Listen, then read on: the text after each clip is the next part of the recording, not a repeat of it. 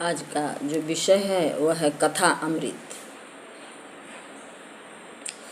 एक गुरु तीन लोक में प्रगट गुप्त संसार,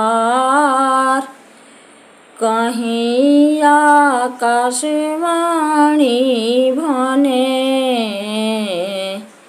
कहीं आत्म धार।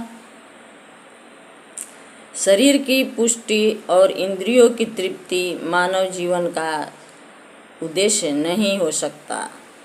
शरीर का ध्यान रखना है, जितना रखना आवश्यक है बस उतना ही रखना है। शरीर को सब कुछ समझकर आत्मकल्याण के मार्ग से दूर हो जाना यह श्रेष्ठ जीवन नहीं है। जीवन के हर मोड़ पर मार्गदर्शन चाहिए। सदैव विद्यार्थी बने रहने में ही कल्याण है। जितना हम स्वयं को निखार सकें, स्वयं परिपक्व बना सकें, हर क्षण हर पल सीखना ही तो है। हम कौन हैं, कहाँ से आए हैं और जाना कहाँ है, इसी को तो अनुभव करना है। हमारे भीतर अनंत की शक्ति है।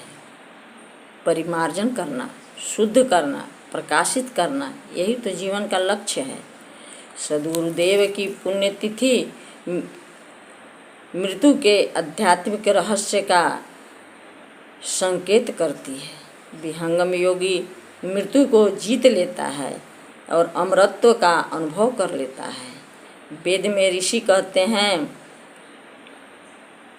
मृत्यु के बढ़ते चरण को अपने जीवन से परे ढकेल दो, मृत्यु का अतिक्रमण कर दो, मृत्यु से परे पदार्थ का अनुभव कर लो, प्रकृति के परे छलांग लगा लो। अध्यात्म में जिज्ञासा का सर्वदा श्रेष्ठ स्थान है। वहाँ कोई प्रश्नोत्तर नहीं है, वहाँ कोई तर्क वितर्क नहीं है, वहाँ कोई बुद्धि का व्यायाम नहीं है। वही तो शिष्य की जिज्ञासा है और गुरु का समाधान है। वहाँ शिष्य की बड़ी सहज जिज्ञासा है। जिज्ञासा का भाव न हो, सहज भाव से सात्विक जिज्ञासा बड़ी कल्याणकारी होता है। वेद की वाणी, स्वस्ति पंथामनुचरेम सूर्या चंद्रमासाविव।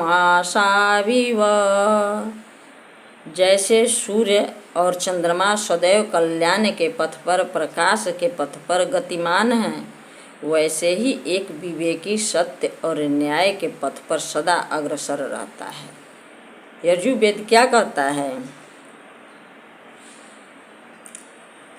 पंचस्वंत पुरुषया विवेशः तन्यन्तः पुरुषे अर्पितानि।